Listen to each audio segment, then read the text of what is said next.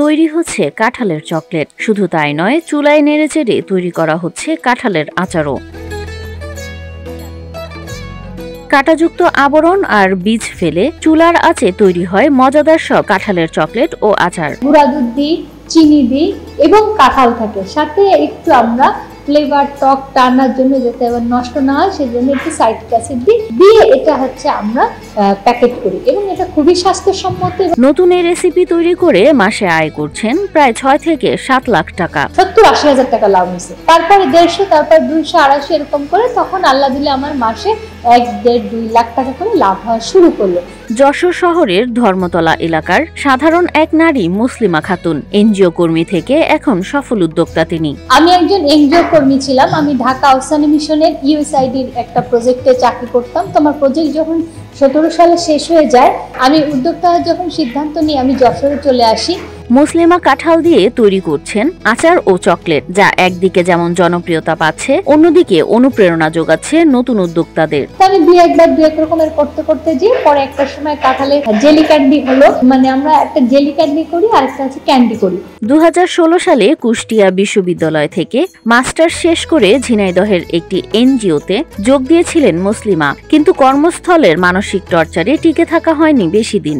আমি ঝিনাইদহে আরেকটা এনজিওতে চাকরিতে গেলাম। ওখানে যখন চাকরিতে গেলাম, আমি ভাইভাতে রিটেনে খুবই ভালো করেছিলাম। ওই প্রতিষ্ঠানে ভালো করার কারণে আমার ডোনার পার্টি আর কি আমাকে চাকরিতে নিয়ে নেওয়ার পরে ওই যে প্রতিষ্ঠানের মালিক ছিল, উনি দেখলো যে আমি অনেক টাকা বেশি বেতন পাচ্ছি। ভেঙে পড়লেও থেমে যাননি মুসলিমা, বরং সেই দুঃসময়ই তাকে নতুন স্বপ্নের পথে নিয়ে যায়। নারীদের স্বাবলম্বী করার প্রত্যয় নিয়ে ব্যাংক থেকে ৩ লাখ টাকা লোন নিয়ে শুরু করেছিলেন একটি ট্রেনিং সেন্টার। আমি এমন একটা প্রতিষ্ঠান করব যে প্রতিষ্ঠানে নারীদের জন্যই প্রতিষ্ঠান হবে, নারী বান্ধব একটা প্রতিষ্ঠান হবে। ৪০০ স্কয়ার ফিটের একটা অফিস ভাড়া নিয়ে আমি যখন শুরু করে ট্রেনিং সেন্টারে শুরু করেছিলাম। কিন্তু মুসলিমার এ পদক্ষেপে শুরুতেই বাধা হয়ে দাঁড়ায় করোনা। ডিসেম্বরে শুরু করার পরে মার্চ মাসে করোনা শুরু হয়।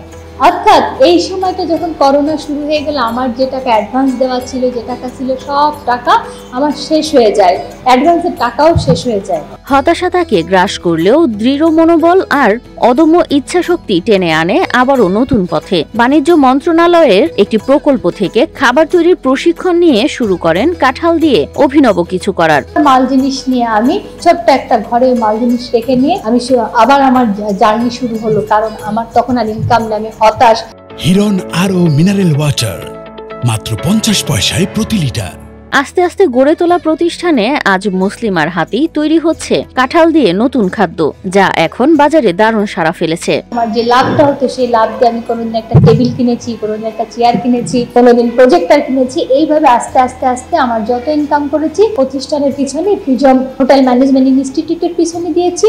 মুসলিমার উদ্যোগে উপার্জনের পথ খুলছে আরো অনেক নারীর। প্রশিক্ষণ নিয়ে অনেক নারী আজ উদ্যোক্তা হওয়ার স্বপ্ন দেখছেন। সারা বাংলাদেশে, মানে শুধু যশোর না, সারা বাংলাদেশে এই কুমিল্লা, ঠাকুরগাঁ, রাজশাহী, দিনাজপুর, সাতক্ষীরা, বিভিন্ন ডিস্ট্রিক্ট থেকে আমার এখানে লোক কাজ শিখতে আসে। তারা শিখতেছে, আমি হাতে কলমে শিখাই, শুধু কাজ শিখাই না, আমি ব্যবসাও শিখাই। মুসলিমা খাতুন প্রমাণ করেছেন ইচ্ছাশক্তি আর অধ্যবসায় থাকলে যে কোনো সাধারণ জিনিসও বদলে দিতে পারে জীবনের গল্প।